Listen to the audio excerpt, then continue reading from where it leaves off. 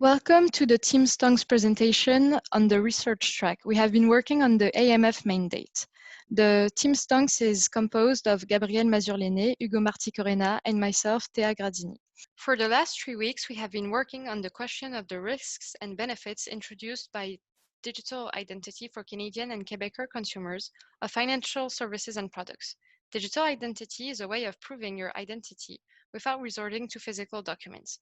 We use them in our daily lives, such as when you connect yourself to websites using your Facebook account. The key focus when trying to implement digital identity is to maximize consumers' benefits and minimizing risks while staying in line with Canadian and Quebecer values. To give you a bit of context on what is happening in Quebec and Canada, VerifyMe is the leader of the digital identity market. It was developed by the private sector and is the result of cooperation between the 7 major Canadian financial institutions.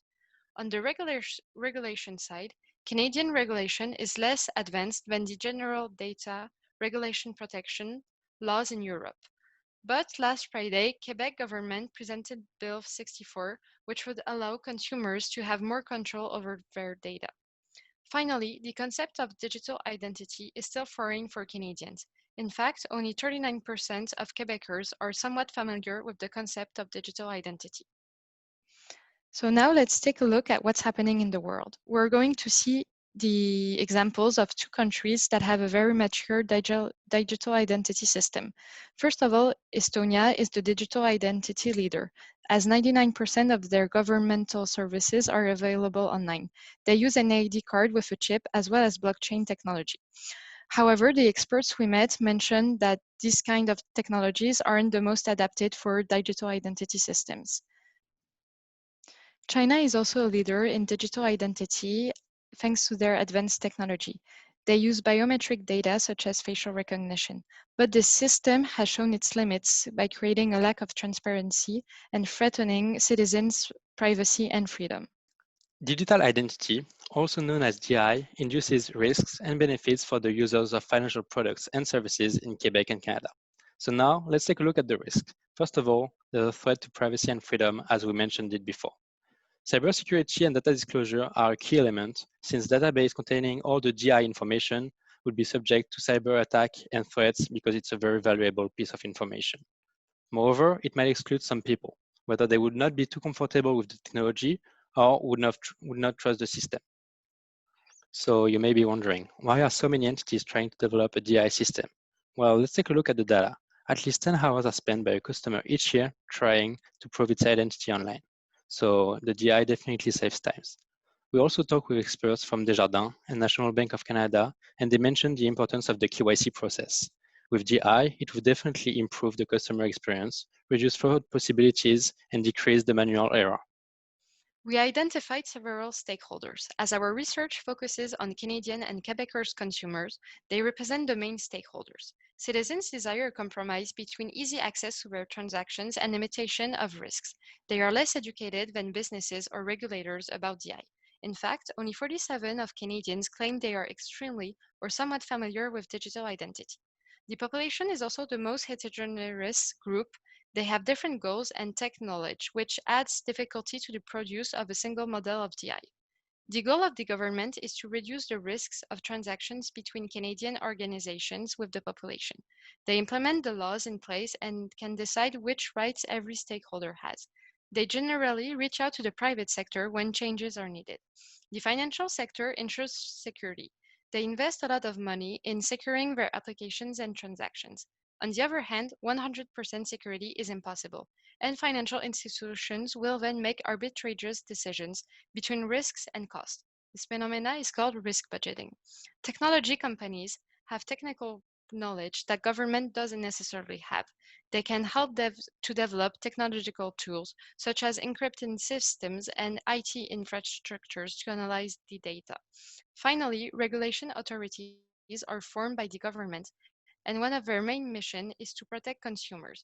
They must inform the government about trends and issues in the actual legislation, educate the population about DI, and facilitate the transactions with different actors.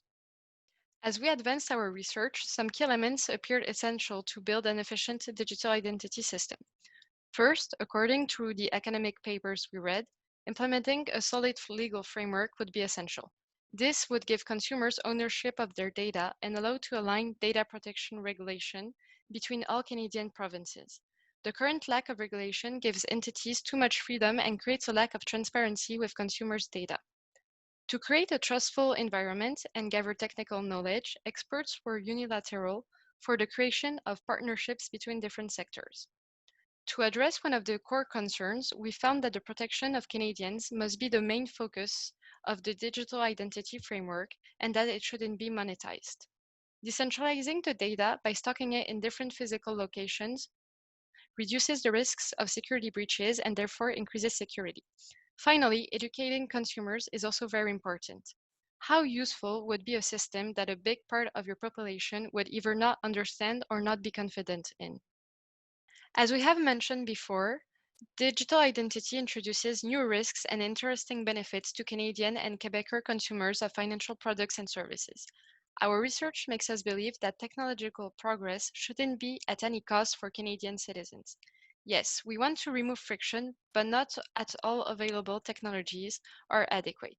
For example, biometric data has shown its limits in China, but also in India, where the government was able to cross data from their face recognition database to their national identity information, allowing them to identify protesters. This is why getting inspired by leading countries is essential, whether they have developed flawed or excellent systems. We must keep in mind Quebecer and Canadian values at each steps of the process while implementing the digital identity framework.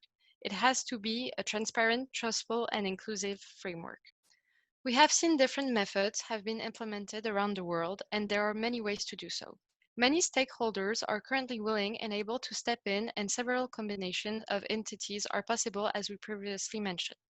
The banking sector showed in the last 12 months its inability to protect data, such as Desjardins and Capital One. One explanation could be that banks do risk budgeting.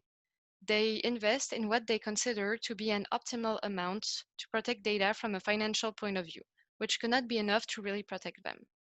A government-only solution leads to the risks of having an overpowerful government and creating threats to freedom and privacy for citizens. Our key elements and thesis led us to conclude that these solutions aren't optimal for the Canadian reality. That's why we would opt for the creation of a para-public organization. It would be created by a government bill, but will then be independent. To give you an idea, it would be like the Bank of Canada, as they are in charge of monetary policies and the creation of money, while a para-public organization would be responsible for gathering, managing, and letting consumers use their digital identity.